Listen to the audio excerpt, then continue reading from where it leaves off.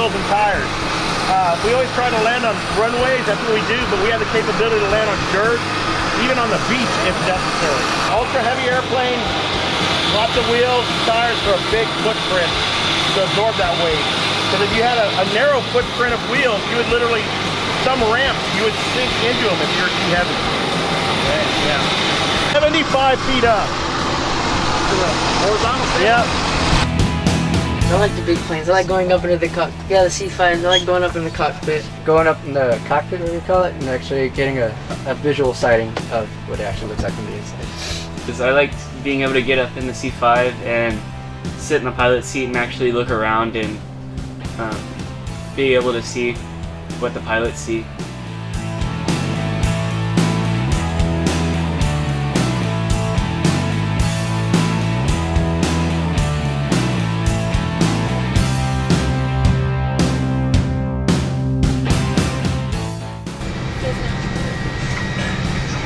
So this airplane, it's a unique airplane. It's a 3-position airplane.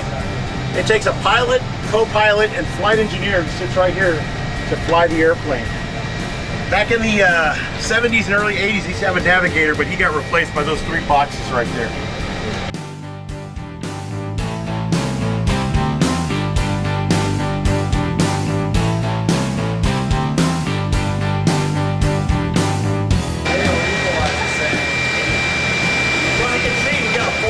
Which opens up, and a half ramp in the very back that opens up. So we can drive in and out. We can load from the back and the front of the airplane.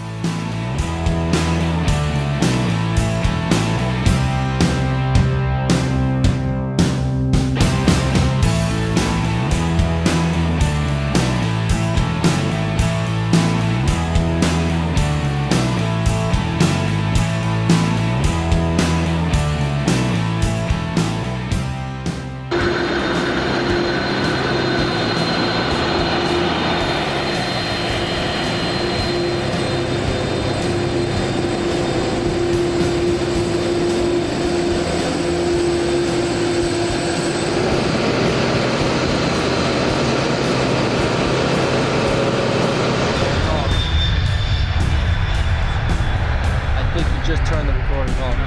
Okay.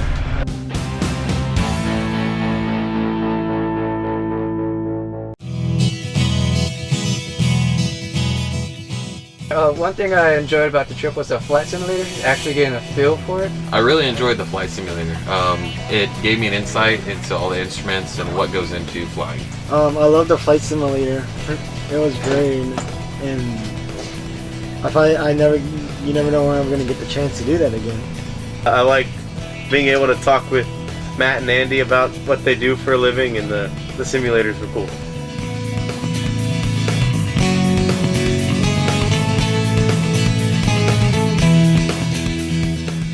Yeah, right now I'm awaiting training, so what we do is we help out the instructor pilots that are coming through here because the Air Force is doing some like virtual reality. It's kind of a big push right now, and so we run these sims for the pilot instructors. I liked seeing the T6s and getting up in the cockpit and seeing those. It was cool. Seeing the cockpit and everything, like the equipment and... So what happens here, this is our supervisor, that's who Hansen is. We have an ops soup, and then we have a supervisor of flight in the tower. You're going to see that guy later. So we have kind of basically 2 tiers of control in our decision making as far as risk management. Everything's about risk management. So this is the first guy that deals with everything that's aircraft oriented from the point of takeoff. Like, you know, everything from ground step to takeoff. That includes if the weather rolls in, if there's a fog bank. He's the guy saying you're not going to fly. Or we're going to look at your risk management. How do we mitigate the risk, right? Hey, if you're going to go fly and the weather's bad, what's your alternate? Let's pick an alternate and so forth. I enjoyed everything about this trip, but mainly the watchtower and being able to see how they were, like, it's like coordinates and all that, like how they fly and all the... My favorite part about this trip was being able to go into the control tower.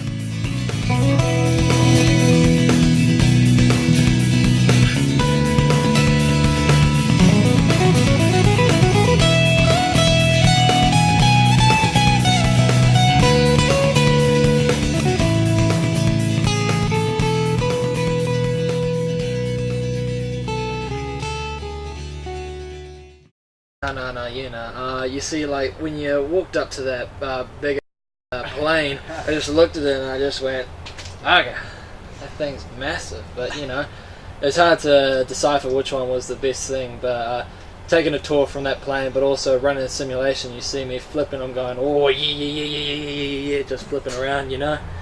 Yeah, just giving it a bit of a cruise, you know, just how you do it back in New Zealand. Yeah, it was pretty good.